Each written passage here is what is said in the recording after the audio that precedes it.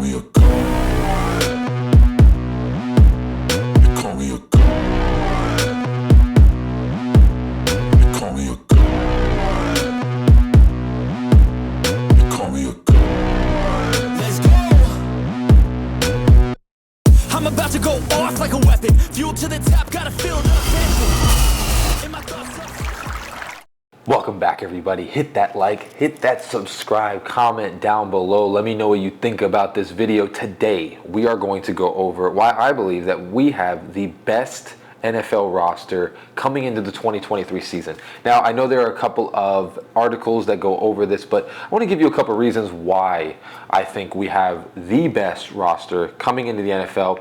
And if you want to go into it, maybe top three if you don't want to believe that, but there's a reason why. So the Miami Dolphins right now, we've made so many moves, and again, the moves I think don't come down to just the players. There's also the moves that we made for our coaching staff. So number one is going to be that Vic Fangio is the defensive coordinator on our team. And usually Vic Fangio builds up a defense and then eventually makes it into a top 10. Well, the defense he has inherited now is already something that could be, that was spectacular 2 years back. And it only has better players than what it had back then. So what I can say right now is that Vic Fangio is now going to come into a defense which, again, I think there are some underlying factors too that we have to take into consideration, that there are certain players and things like that that maybe they undergrade just because of last year. But honestly, Vic Fangio has been a mastermind for a long time when it comes to defenses, and most of the time he goes on teams that aren't necessarily good. The only team that he did that was pretty good was the Ravens and the 49ers, and then eventually turned those into top 5, top 10 defenses. I think the Ravens had the number 1 defense at one point. So what I'm trying to tell you is that not only do you have players that are on this team, so not only is this player-wise one of the best defensive rosters in the NFL, you also have the best defensive coach. And I'm telling you right now, this is not just a top 10. No, this is the best defense. This is a coach that essentially has created a defense that I think it's at this point 2/3 of the leagues use to stop big plays and to stop defense or offenses. So number one is just going to simply be Vic Fangio is going to turn this defense into something stellar. So the players that you have on here, you had players last year that were under a coaching staff that just was incompetent. They just were not competent as a coaching staff. They had no clue what they were doing. And when it comes to the NFL, when you put your players in positions that are losing positions, because you can say whatever you want, but Josh Boyer, there were plenty of times that you could see, just the clear calling a timeout in certain situations, or having players that just have no clue where they're supposed to go. That goes down to the coach. That goes down to coaching. That goes down to practice. And that goes down to fixing these problems coming into the year. Because this is not a Mike McDaniel offense where he just stepped in and changed the whole entire thing. Josh Boyer inherited the same defense that he had the year before. So there was not a learning curve that needed to be done with it. It's just the coach was so incompetent that there were plenty of losing positions that he would put his players in, a.k.a. Javon Holland, because Javon Holland is a stud player. But putting him in these different situations where he had to take on 2 people streaking down the field most of the time, you just don't know what to choose and what to do. So we got beat on a lot of different plays. You have a couple of players in there that last year wasn't their best year. So when they're grading certain things, you can grade on PFF and all these different websites, but you are grading a couple players, like I'll describe to you, which Xavier Howard, Javon Holland, and even Bradley Chubb.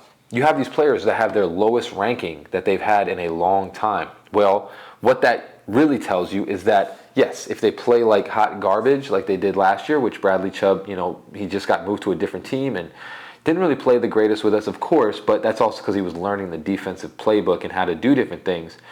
So you have these 3 players that were on a bad team, not a bad team, but a bad defensive squad and a bad defensive coaching staff. So Xavier Howard, 2 years back, was one of the best corners in the league. So when you look at these numbers, of course, yes, the Eagles and certain other teams like that, they have, a higher rating. But honestly, if you're going to tell me right now that Eric Reed or whoever it is on Philadelphia is a better corner than Xavier Howard, you're lying, because at one point Xavier Howard was the best corner in the NFL. He had the most interceptions. So you're going to bring up these stats and these different numbers, but honestly, when you have a person like Xavier Howard, or even Javon Holland was way better 2 years ago when he was under Brian Flores, obviously because Brian Flores was more competent than Josh Boyer, these players are going to excel again. They're going to go back up to where they used to be because you have a competent coaching staff that's going to put them in winning positions. So when you look at that, you have now a defense that some of the players that are actually under 60, I guess you would be in PFF, well, now they're all going to shoot back up because they used to be up in the 80s and 90s, which is a huge difference. And now you have this defense that you have so many different players, and that's not even including Cam Smith that comes in here, and he's probably going to ball out this year too. You just have so many players that are going to excel in this new defense because last year you had an incompetent coach that would not allow these players to do their best job. The last thing we're going to talk about is going to be our offense. And the reason why I think we have the most complete team is obviously the defense. The defense is going to be top 5. It's going to be top 5, maybe even top 3, just because of the players, the talent, everything that we have on that side of the ball, and the depth, which we have depth on both sides. I think we have the most depth than most of the teams in the NFL. Because, of course, some of these teams have great players, but behind them, if you get injuries, that's a part of the game. But the next thing is going to be the offense. And just what we have on the offense, Liam Eichenberg, I think, is put as a starter on some of these different websites. Liam Eichenberg is not going to start this year. I'm going to be fully realistic with you. He's not starting. Liam Eichenberg is not going to start this year. Isaiah Wynn will start. You are going to have either Austin Jackson or somebody else that is going to do better than they did last year. And also, you have Devon Achane coming in. You have more receivers than you had last year, and you have much more depth at all of the positions. Whereas last year, we didn't have too many players that could back up behind certain people. Even the wide receiver 3, you have Cedric Wilson, you have Braxton Berrios, you have Chosen Anderson, you have Eric Ezukanma. You have a bunch of players that can step in and do a different job. Like, I think last year all we had was Trent Sherfield, and then behind him was Ezukanma or Braylon Sanders, which those are still guys that we have too, but they are way lower. You have much more talent coming into this year. The offensive line last year, we experienced so many injuries to that offensive line that now we have so much more depth that we are going to go into this season with, whereas before we just didn't have too much depth, and most of the time we were just throwing in players to do what they needed to do. They did a great job, but I think that has to go kudos to Mike McDaniel and how he runs his offense. You have so many more players coming into this year. There's a thing where Emmanuel Acho starts talking about the Miami Dolphins and what he thinks and why he thinks they're Super Bowl contenders. It's a big thing because it's like both sides of the ball have excellent coaches. They have excellent coaching staffs, and they also have superstars on both sides of the ball. So it's like the offense, there's so much speed there. How do you stop that? And there's no team like us in the rest of the league. The Chiefs, they have Patrick Mahomes. Patrick Mahomes is an amazing guy, amazing player, but the receivers that he has don't even match close to what we have on our offense. And we're kind of trying to emulate a little bit like that.